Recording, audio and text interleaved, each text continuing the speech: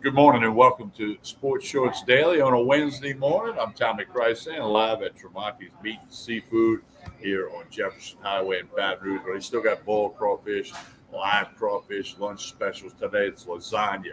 Joined today by Hunter McCann from the Louisiana Sports Hall of Fame studio.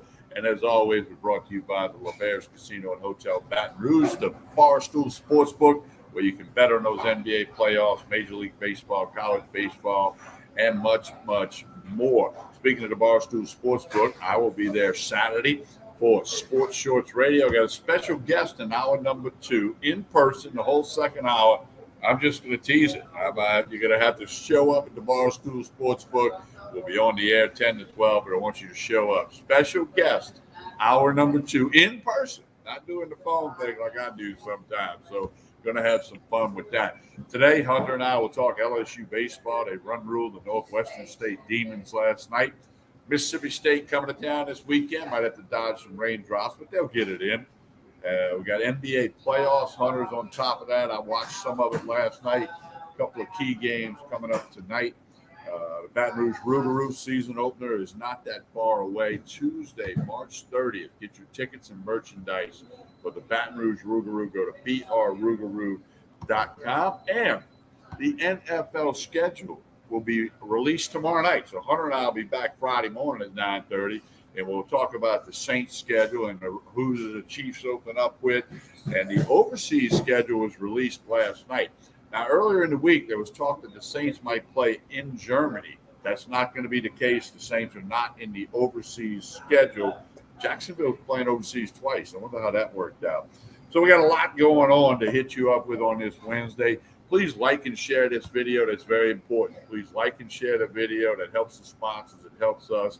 All that good stuff. Hunter McCann, good morning. How are you doing, sir? Man, it's a good morning. We're halfway through the week, so I'll take it at this point. It's not Friday yet, but it sure as hell ain't Monday, so it's pretty good to me. That's a good way to look at it. It's the middle of the week. We got some raindrops we're fooling with today, but hey, that's part of it sometimes. No big deal there. We can adjust on that. As always, we appreciate your comments and thoughts. You can post them, and we'll get some of them on the air. Hunter McCann, let's start with LSU. They ruled the Northwestern State Demons last night from the Southland Conference, 14-4, shortened after 7 innings. Back-to-back home runs, White, Beloso, and Travinsky. Tigers pick up their 38th win of the year. 2 SEC series remaining.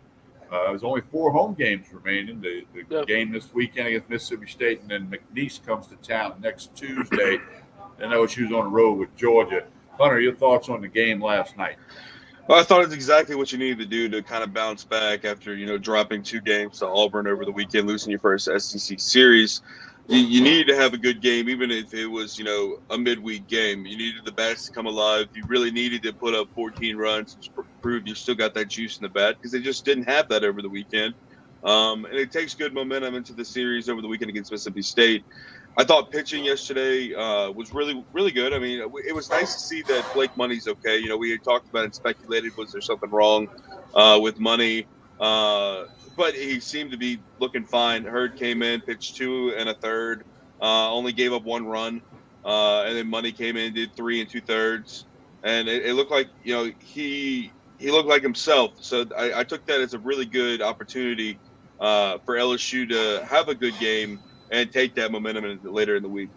Well, one thing, all 3 pitchers last night, Hurd, Money, and Buckner, pounded the strike zone. Okay, yep. They had Hurd had 2 walks. Those came early, but their strike to ball ratio on the pitching. You know me, I study box scores more than some people. Yeah. That was one of the first things I looked at to see if they threw strikes, because that didn't happen all weekend at Auburn for the most part. But they banged out 11 hits, and for the first time since 2019, they go back to back to back. White, Beloso, Travinsky, Thompson had another home run later, and it was just a one-sided game and a win. Now, Mississippi State coming to town. Mississippi State, 2 years ago, they're the College World Series champions. Now they're 6-18 in league play, only 1 game over 500 overall. But it's still Mississippi State LSU, which has been known to have things happen when they play baseball. 7:30 Friday night, 6 o'clock Saturday, 1 o'clock Sunday. I'll be there Friday night, bringing my grandson as a part of his birthday present. And my daughter, we're going to go out there and check out Friday night's game. So Got to get 2 out of 3. If they get 2 out of 3 Mississippi State, 2 out of 3 Georgia, they'll give them 20 wins, which could win the West unless Arkansas goes 6-0 or 5-1. Can't worry about Arkansas. Got to focus on Mississippi State. Would you agree? Oh, absolutely. You just got to do your job and focus on the next opponent.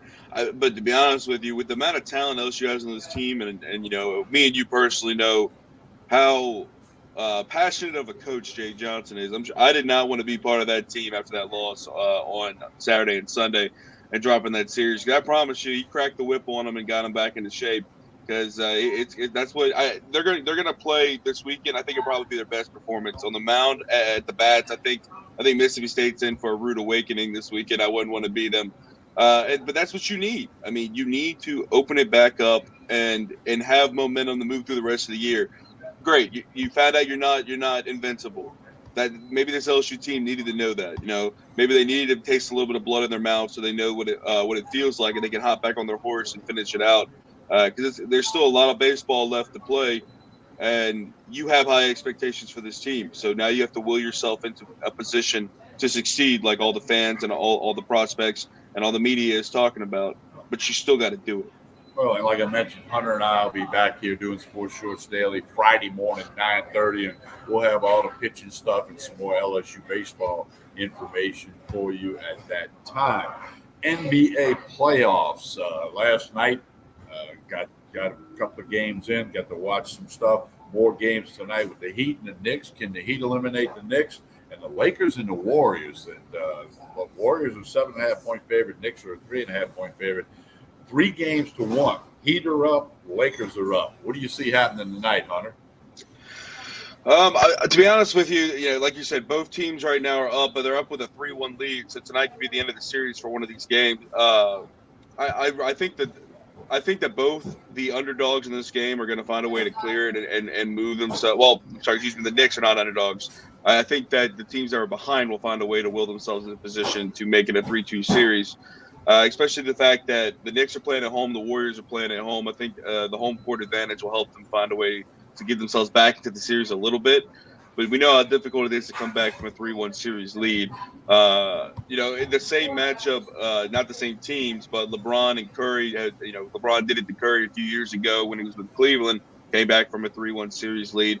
Can Curry flip the script and find a way to do it? I think that the series will be a 3-2 apiece tonight. I got the Warriors and the Knicks going ahead and finishing up tonight at home and making it a 3-2 series lead between both of them. Wow, there you go. Hunter going with a couple of favorites at home. The Heat and the Lakers might be thinking, we can just go back home. Big controversy. By the way, Chance mentions LSU softball on the SEC network in 25 minutes if you want to check that out, Beth Farina's team. Big controversy as Mike Greenberg, who I don't like, okay? And he's still with ESPN. He's kind of hosts one of the NBA shows. He suggested that the Lakers sit Anthony Davis, sit LeBron, basically throw in a towel for this game and keep them fresh and all that. And then Game 6 is back at home for the Lakers, and then go ahead and win that. A lot of controversy there. I mean, Greenberg is not known for being real smart. And that comment, especially the way he said it, now he should have said something like, well, if they're up 24 points with 6 or 7 minutes to go, then get everybody out of there and you can hang on. But that caused a national swirl with this whole load management crap and everything else that happens in the NBA. Your thoughts, Hunter? And I don't agree that a professional athlete, unless they're just incapable to go, should be sitting for multiple reasons, including the fan experience, the integrity of the game, things like that. But I think it'd be different right now. Let's say there was 5 games left in the season. You're at the end of the season. You need one more game to clinch yourself a playoff spot or clinch, the top of your division, something like that. Then maybe you go ahead and go, okay, maybe we're not 100%. We'll sit right here, and then we'll go back home and win. We have 4 games home. We'll win one of those and finish it off. But you're talking about the NBA playoffs. If you drop a game right now and let the Warriors, taste a little bit of victory so easily, if the ball starts falling in the bucket easily and that transpires and moves over to when they go back to LA, you're giving a lot of momentum to the Warriors, who could easily make this a 3-3 series, and you got a Game 7 against a Steph Curry that has played out of his mind in his career in a Game 7, and that's not a team that I want to play. I don't want to play a clutch Steph Curry in a Game 7. The Kings already saw that once this year. I don't think LeBron wants that either. I think they'll give it their all tonight for sure.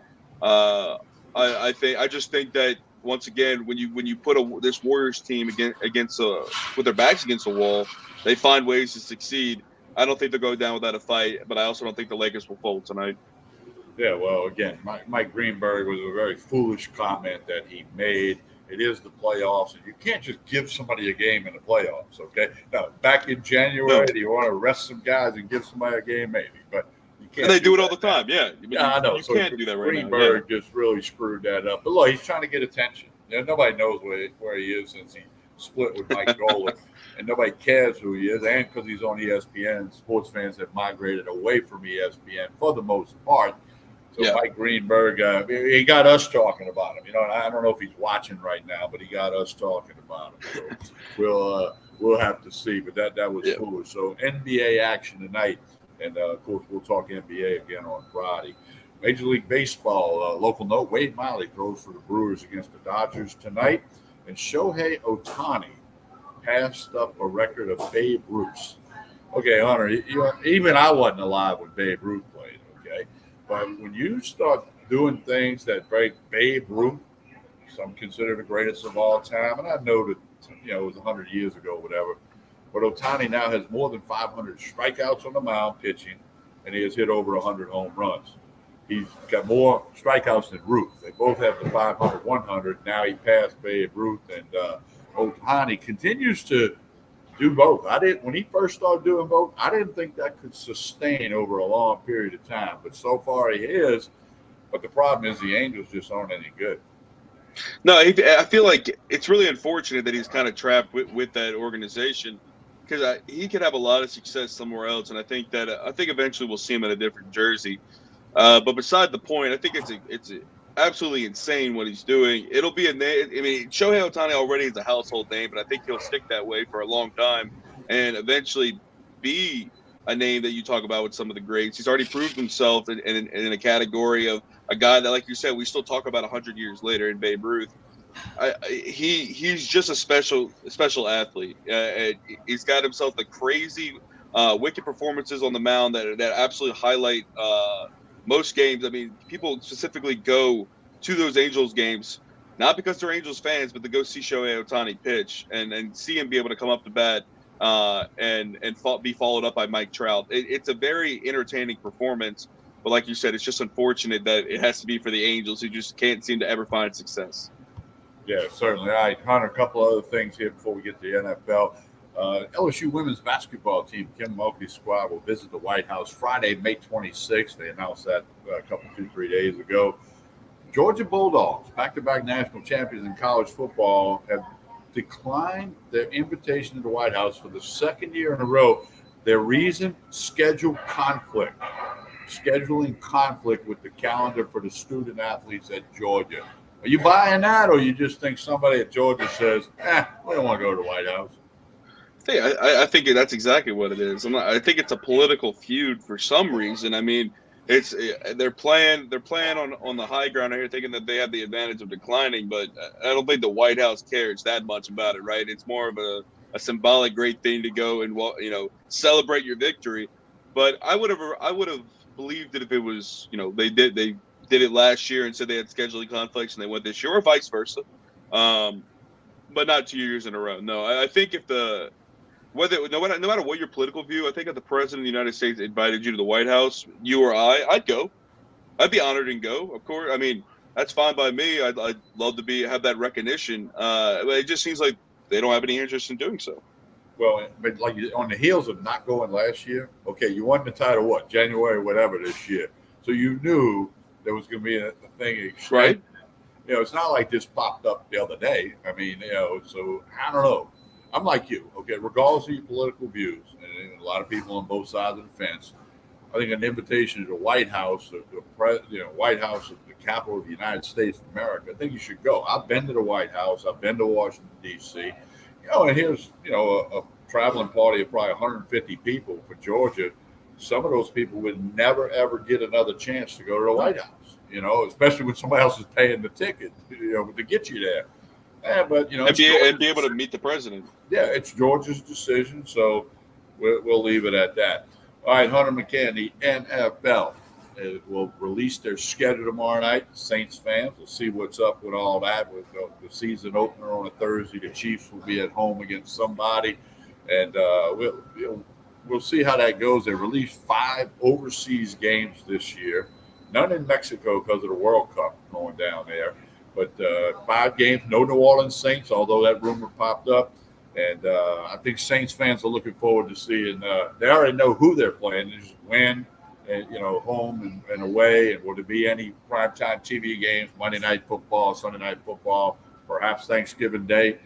Your thoughts on the NFL releasing their schedule? I'm excited. I get excited every year for it because it just means that I can chalk it up on my calendar now and really get it straight and be able to figure out when am I going to games, what am I doing this week, that weekend in October and that weekend in November, and situate myself. I was a little disappointed that the Saints were going to be playing overseas. I think a lot of people are, have a controversy opinion on that. I know that. I mean, I would have liked to. I would have liked to find a way to go for sure. I've never been to Germany, and that's a pretty good excuse to me. I never went to England, and I found a way to go ahead and do that last year when they went. But I think it's always a good time of the year when you can finally get yourself situated and know that the football is actually around the corner again. I mean, we only got about 3 months until we're going to be really into the heels of this thing. Well, and I'm going to give the NFL credit, which I don't like to do, but their marketing department, okay? There's not a month that goes by that they are not in, on the headlines, whether that's the combine in February, the draft, the schedule release is tomorrow's May the 11th. They have a schedule release, and then, of course, OTAs and mini camps, and then the Hall of Fame thing at the end of July, whenever it is this year. NFL, I give their marketing department credit, not Roger Goodell. He's an ass clown. But I'll give their marketing department credit for constantly keeping the NFL 12 months a year in front of people, in front of fans, and to give guys like us and the rest of the media something to talk about. They do a good job with that. I got to give them. Oh, yeah. No, I agree with you. Just the fact that they're going to release a schedule, right? It's all spectacle. But I'm fine with it, and they get me excited for it, and it gets me ready for football season. So I'm not complaining about it at all. But there's going to be some really entertaining games. There was a few notes yesterday the few different things they're going to do with the schedule this year. I'm going to pull that up. Adam Schefter tweeted about it yesterday, talking about that there was there's less restrictions on when it comes to the schedule. Let me see if I can find that tweet from him. Here it is. Oh, that's the wrong one. I lied. One moment. But basically, it's basically going to change the fact that there's less things that teams have to do. You're not required to or more than one team can have a prime time, I think, Thursday night football game. I remember correctly is what the tweet said. Something like that. But the other thing I want to talk about at the NFL while I'm looking for this is the fact that former Bills punter Matt Araiza, they talked about this week the fact that the prosecutor said that he was not present at the alleged rape that ended up getting him kicked off the Bills team. He was allegedly a part of a minor rape, the rape of a minor in 2021. And the prosecutor this week said that he actually was not there. So he was found not guilty of that crime. And I think it's another point when in this world that we live in where people are guilty until proven innocent instead of innocent until proven guilty, because the guy came under a lot of fire. The media talked about him in a poor way, and come to find out he didn't do anything. He wasn't even there, but he got ran over by a bus by the national media and by fans, and his career is going to be completely different now, and he did nothing wrong. Right.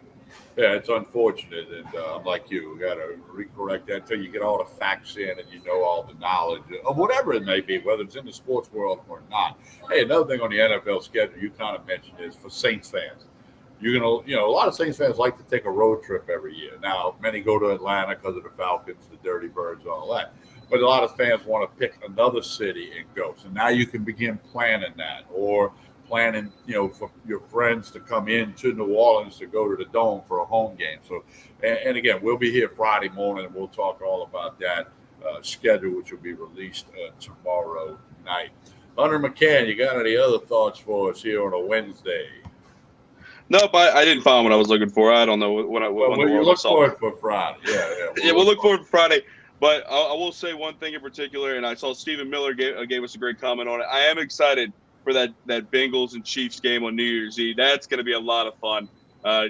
There's nothing better than watching those two great quarterbacks in Mahomes and Burrow dish it out. But on New Year's Eve is going to make it even better, surrounded by family and friends, All right, don't forget Tremonti's Meat and Seafood. Lasagna is the lunch special today. They got the Chairman's Reserve meats, the Wagyu steaks, all the seafood you could need, boiled crawfish, live crawfish. That's still happening.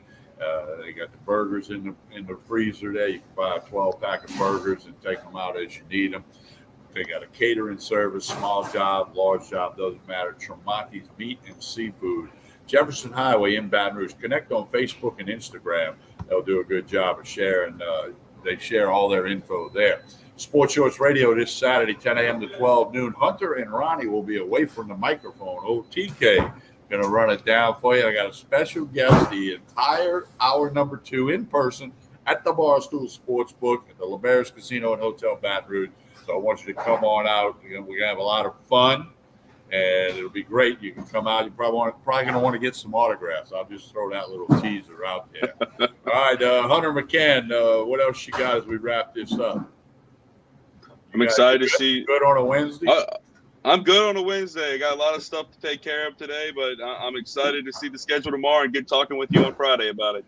All right, don't forget to like and share this video. That helps everything out. On behalf of Mike and everybody here at Tremonti's, and don't forget the Barstool Sportsbook. On behalf of Hunter McCann and myself, like and share this video. We'll talk to you again Friday morning about 9:30. Have a good day, everyone.